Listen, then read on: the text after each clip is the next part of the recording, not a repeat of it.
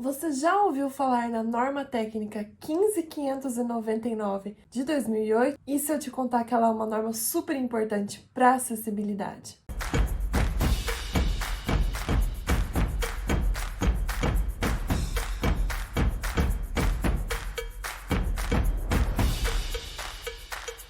Oi, o meu nome é Carolina, eu sou arquiteta urbanista, atuo na área de acessibilidade arquitetônica e desenho universal e hoje eu tô aqui para te apresentar a norma 15599, que trata a respeito de acessibilidade e comunicação na prestação de serviços. Mas antes de ir para o conteúdo propriamente dito, eu vou fazer minha audiodescrição. Eu sou uma mulher alta, branca e gorda, eu tenho um rosto no formato oval, tenho um cabelo ondulado, bem cacheado nas pontas, ele tá solto para baixo da altura dos ombros, ele tem um tom de castanho escuro quase preto, os meus olhos também são nesse tom. Eu tô usando uma maquiagem leve, alguns acessórios dourados, tô usando uma blusa bem soltinha, de manga curta, numa cor azul, bem aquele azul bique, assim, a cor da caneta, sabe? Um azul bem vivo. Eu estou sentada. Atrás de mim tem uma parede num tom de amarelo bem clarinho, um móvel e uma prateleira. E nesse móvel, nessa prateleira, tem alguns itens de decoração, itens de escritório, cesto organizador. Do meu lado direito tem uma porta de madeira, do meu lado esquerdo tem outra prateleira também com livros e itens de decoração. Quando a gente fala sobre normas técnicas relacionadas à acessibilidade, o que vem na cabeça das pessoas é a NBR 9050 de 2020, que trata a respeito da acessibilidade em projetos arquitetônicos, espaços construídos, em imobiliários urbanos e outros itens relacionados. E às vezes vem a NBR 16537 de 2024, que trata a respeito da sinalização tátil no piso. Mas existem outras normas que são necessárias e que são utilizadas para garantir a acessibilidade, e a que eu vou apresentar hoje para vocês, que eu vou explicar um pouquinho, é uma delas, a NBR 15599, edição de 2008. Essa norma técnica teve sua primeira publicação no ano de 2008 e até agora não teve uma revisão dessa norma. O texto dessa norma começa com a seguinte afirmação: sem comunicação não há prestação de serviços. As diretrizes apresentadas nessa norma têm o objetivo de contornar ou até mesmo de eliminar barreiras de comunicação durante a prestação de serviços. E a norma afirma que isso é garantido através do princípio da redundância, que é um pouco ali similar ao princípio dos dois sentidos que eu já expliquei em outro vídeo e que aparece na NBR 9050 de 2020. A norma, assim como outras normas de acessibilidade, traz ali no seu início um glossário de alguns termos que são utilizados ao longo do seu texto. Destaquei alguns termos e eu vou ler e vou colocar a imagem aqui da norma para vocês. Então, o termo barreiras à comunicação. Ela define como qualquer entrave ou obstáculo que dificulte ou impossibilite a expressão ou recebimento de mensagens. Então, dentro da área da acessibilidade, a gente busca realmente eliminar as barreiras existentes, sejam elas barreiras de comunicação, barreiras arquitetônicas, barreiras construídas, por intermédio dos meios ou sistemas de comunicação, sendo ou não uma comunicação em massa. O famoso Braille, então, é um sistema inventado por Louis Braille de representação das letras do alfabeto, sinais matemáticos e de pontuação, números, notas musicais, simbologia química, etc., formado por arranjos de pontos em relevo dispostos em duas colunas de 3 pontos na cela Braille. Então, é realmente ali um sistema de comunicação. Deficiência sensorial é a perda da capacidade de receber mensagens por um ou mais de um dos órgãos de percepção, seja ele visão, audição, olfato, paladar ou tato. Inclui a deficiência auditival, surdez, a deficiência visual, a surdo-cegueira, a deficiência tátil e a múltipla deficiência sensorial. Então, por exemplo, alguns casos de pessoas com deficiência visual, mais casos que perderam a visão por conta da diabetes, têm uma dificuldade no reconhecimento tátil. Então, para elas acaba sendo complicado a leitura do Braille, por exemplo. Ela realmente vai precisar de um outro recurso. E por isso a importância do princípio da redundância. Eu garanti o Braille, então tá resolvido. Não, é possível garantir de outras formas, no alto relevo, no auditivo, ou até mesmo um funcionário que possa explicar, que possa ler esses recursos de comunicação para essa pessoa. Então vamos garantir justamente para atender ao maior número de pessoas possível.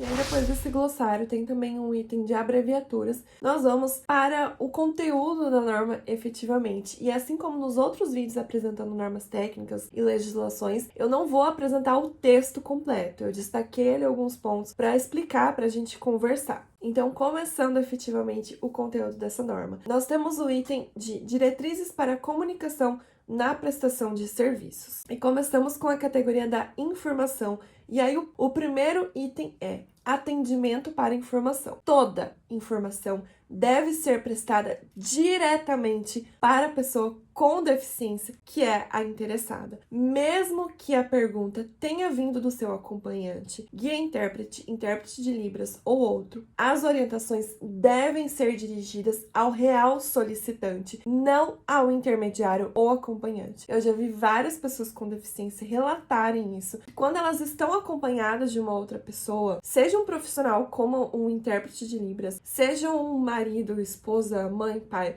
os prestadores de serviços funcionários tendem a se dirigir somente ao acompanhante. Então, eles fazem pergunta, eles respondem, eles interagem com o acompanhante. E isso não é o correto. Você tem que interagir com a pessoa que é a interessada, que é a pessoa com deficiência. Mesmo que seja, por exemplo, uma pessoa surda que vai estar ali tendo a interpretação por meio de um intérprete de Libras, você, prestador de serviços, deve olhar, deve se dirigir à pessoa surda e não ao intérprete, porque é a pessoa surda com quem você está conversando, com quem você está interagindo e prestando um serviço. E aí, continuando com o texto da NBR 15599, ela apresenta, depois desse item, da informação direta à pessoa, que os serviços para informação direta ao usuário disponíveis em balcões, boxes, quiosques ou similares, localizados em ambientes com grande fluxo de público. Então, ela apresenta ali alguns exemplos: embarque e desembarque de terminais de transporte, entrada e saída de feiras, exposições e eventos turísticos devem, não é uma opção, devem, é uma obrigação, incluir o atendimento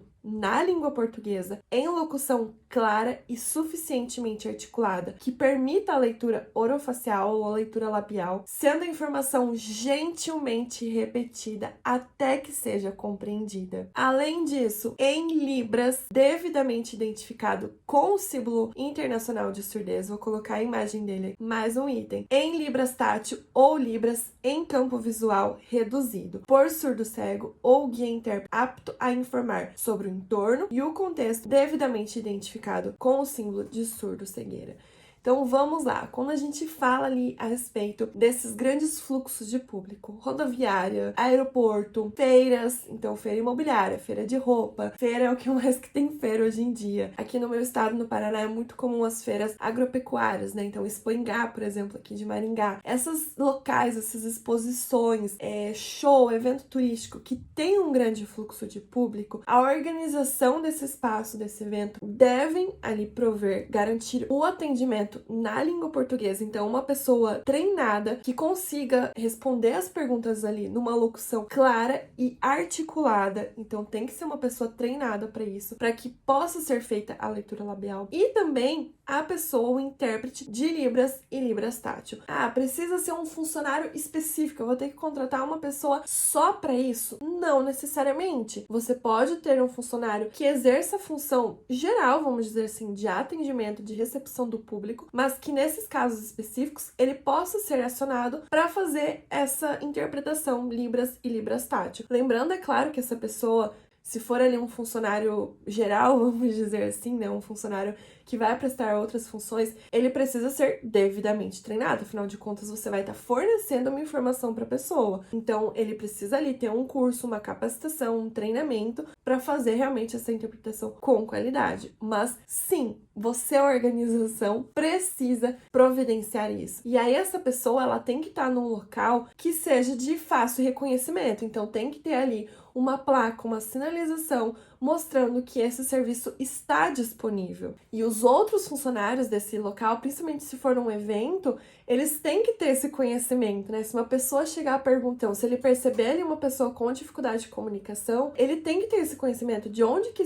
ele pode acionar esse serviço, de para onde ele direciona essa pessoa, ou ele solicita ali através de rádio, de celular, que esse funcionário venha até o local onde esse cliente está. Não basta você oferecer, você tem que garantir que as pessoas tenham conhecimento da oferta desse serviço. E aí, sobre esse tema, eu gravei um vídeo uma vez contando de uma situação que eu presenciei numa agência bancária, um banco assim internacional, um dos maiores bancos do mundo, e a cliente estava tendo muita dificuldade para se comunicar, tanto com aquela pessoa que fica logo na entrada do banco, dando senha, orientando e tudo mais, quanto com o gerente da conta, né? Eu presenciei ali a situação se desenrolar, a pessoa acessar a agência, depois ir até o gerente, porque ela era uma pessoa surda, com deficiência auditiva, e os funcionários não sabiam Libras. Não tinha ninguém ali na agência que podia fazer essa interpretação.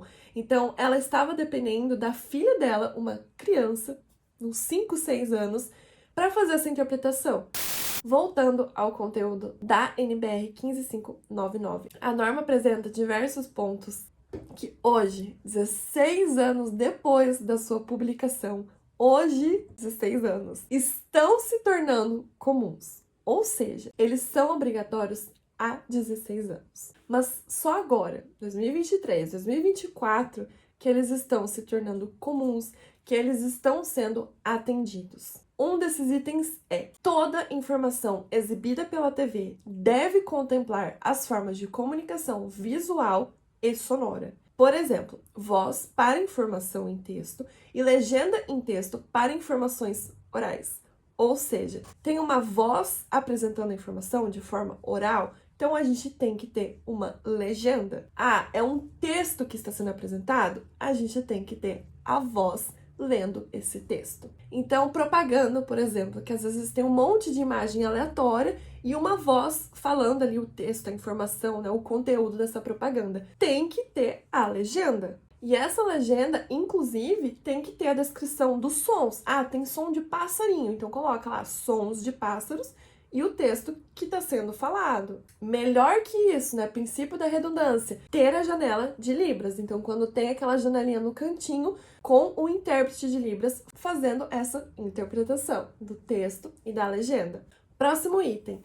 Informações essencialmente visuais ou não textuais, como, por exemplo, gráficos, tabelas, imagens, legendas gráficas, devem estar disponíveis nas versões visual, com conteúdo alternativo textual indispensável para a compreensão, sonora, por locução ou uso da voz, tátil, em texturas diferenciadas, mapas táteis, caracteres em relevos, etc.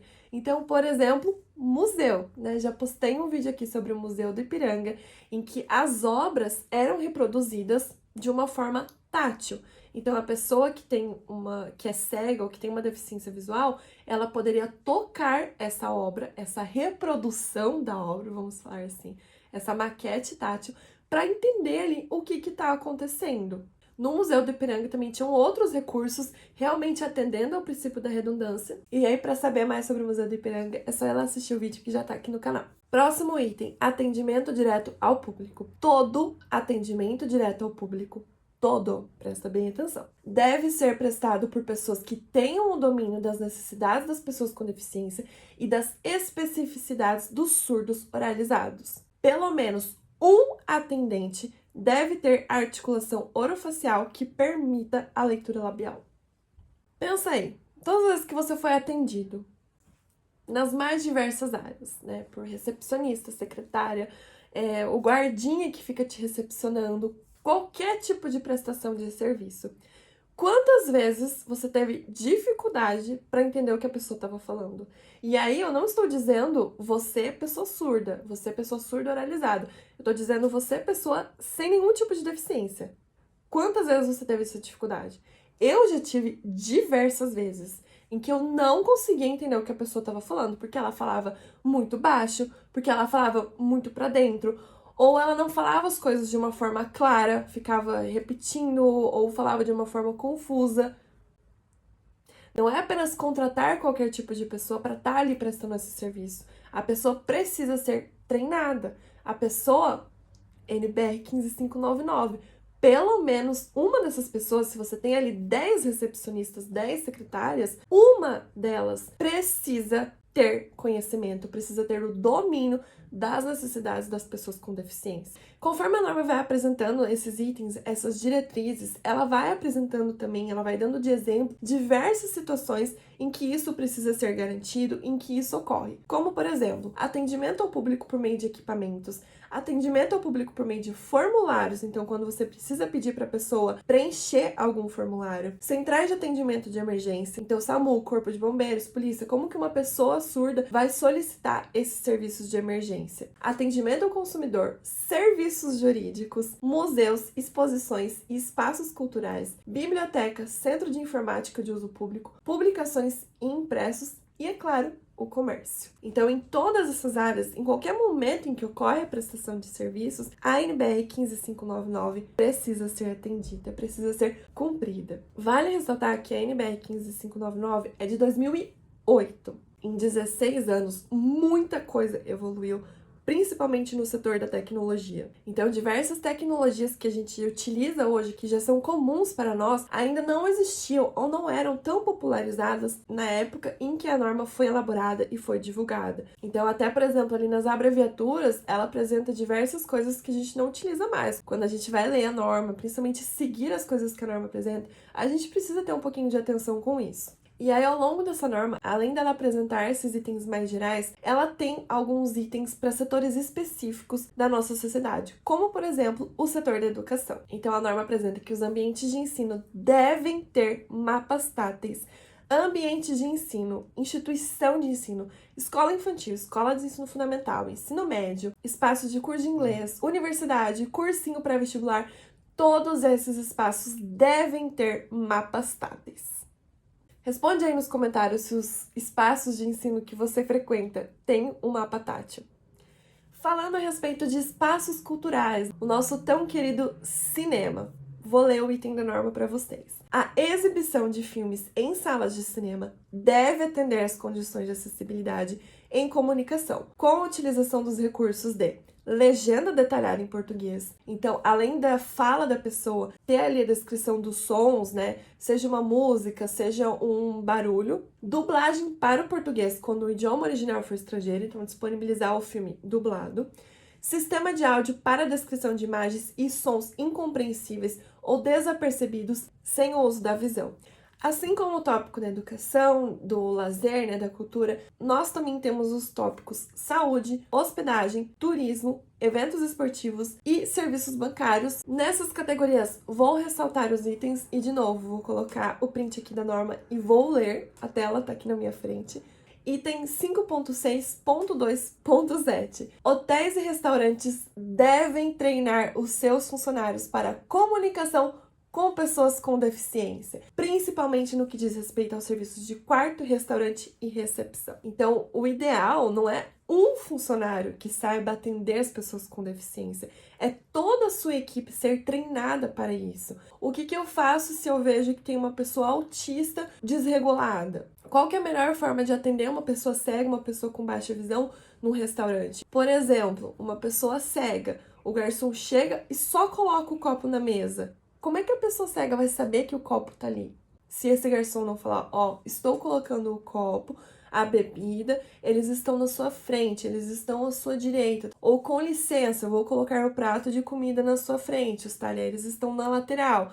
É uma coisa tão pequena, mas que para a pessoa com deficiência é gigante. Já vi casos de pessoas cegas relatando que não beberam a bebida porque elas não sabiam que estava ali. Então, hotéis, restaurantes, serviços de atendimento ao público, treinem os seus funcionários. Além desse item do treinamento, a norma também apresenta o item: hotéis, restaurantes e salas de refeição devem dispor de, no mínimo, um exemplar atualizado, impresso em braille em tipologia ampliada, do cardápio e das facilidades ou serviços oferecidos. Quem nunca chegou no restaurante e o cardápio tinha aquelas letras extremamente miudinhas que você nem consegue ler? Hoje em dia, a gente conta ali, né, com a possibilidade do cardápio QR Code, então facilita muito a vida das pessoas com baixa visão, as pessoas cegas, mas o legal é ter uma versão em braille Porque às vezes o celular tá descarregado, ou a pessoa tá utilizando o celular para alguma outra coisa, ou ela simplesmente prefere ali o texto ampliado ou o braille. Outra categoria de ambientes que são contemplados ali pela norma: centros de compras, hipermercados e similares. Centros de compras e hipermercados e demais estabelecimentos comerciais que contenham diversos ambientes internos de circulação de público, então ele tem diversas áreas, diversos corredores, devem prover mapas táteis do espaço utilizado. Eu nunca vi mercado com um mapa tátil. Eu posso contar nos dedos de uma mão, e se eu não me engano, foi um só. Nem chega a utilizar os outros dedos. Um shopping, um centro comercial, que tinha mapa tátil. Eu já vi shopping, e aí mais de um, que tem um mapa interativo. Mas eu realmente não sei como é que funciona a questão da acessibilidade nesse caso, porque ele é touch. Então, como é que a pessoa cega ou com baixa visão vai conseguir utilizar ele se não tem o tátil, só o touch mesmo? E nos dois casos que eu me lembro, assim, não, o mapa não falava. Ele não tinha um recurso auditivo, né? Então, não sei realmente como funciona. Mas mapa tátil mesmo, se eu não me engano, foi apenas um. Mercado, eu nunca vi. Outro item que eu acho importante ressaltar com relação a transporte de passageiros. Então, em um conjunto de várias plataformas destinadas a diferentes linhas de transporte, então vamos pensar em um terminal, né, de ônibus, que é comum, faz parte do nosso dia a dia. A comunicação e a sinalização devem informar o esquema de distribuição das linhas pelas plataformas com redundância de forma visual, sonora e tátil. Me diz, no terminal que você frequenta, isso é claro? Você consegue se identificar claramente qual que é a linha que vai parar ali? Qual que é o sentido que essa linha vai? Isso ocorre de uma forma redundante, de forma visual, sonora e tátil? Além desses itens, a norma ainda apresenta alguns exemplos de sinalização que devem ser garantidas, como, por exemplo, a existência do atendimento em Libras, filas preferenciais, entre outros. E nos anexos dessa norma, eu vou colocar aqui a imagem, ela apresenta algumas tabelinhas relacionando quais as formas, quais os recursos que podem ser utilizados para atender as diversas populações, as diversas características das pessoas com deficiência. Eu poderia ficar mais uma hora falando dessa norma, porque ela realmente não é tão conhecida, apesar da sua extrema importância. A prestação de serviços, a comunicação faz parte do nosso dia a dia. Elas estão envolvidas em todas as áreas da nossa vida. A gente não vive sem se comunicar, a gente não vive sem a prestação de serviços, seja saúde, educação, turismo, trabalho, entre outros. Porém, eu quis realmente fazer uma apresentação dessa norma, para que caso você tenha interesse, caso você precise, trabalhe com os recursos apresentados por essa norma, saiba onde procurar a referência. Assim como todas as outras normas, ela deixa alguns itens em aberto. Por exemplo, mapa tátil, a gente precisa urgentemente de uma norma específica de mapa tátil. São muitas as dúvidas que surgem quando a gente vai especificar, quando a gente vai utilizar o mapa tátil. Mas existe uma norma de acessibilidade na comunicação, isso que é o importante. E é uma norma extensa, ela tem, se eu não me engano, 45, 50 páginas, e ela existe há 16 anos. É importante ressaltar, não é uma norma que foi publicada em 2024, é uma norma que foi publicada em 2008. E é isso, pessoal. Me contem nos comentários se você já tinha ouvido falar dessa norma, se você já utiliza ela. Me conta se os recursos que eu apresentei aqui, você já presenciou o uso deles, se você já utilizou esses recursos em algum momento e, principalmente, se você já sentiu falta desses recursos, se você já teve a sua comunicação, a sua experiência ali na prestação de serviços prejudicada por essa falta de acessibilidade. Não esqueça de curtir, compartilhar e se inscrever, e eu te vejo no próximo vídeo. Tchau!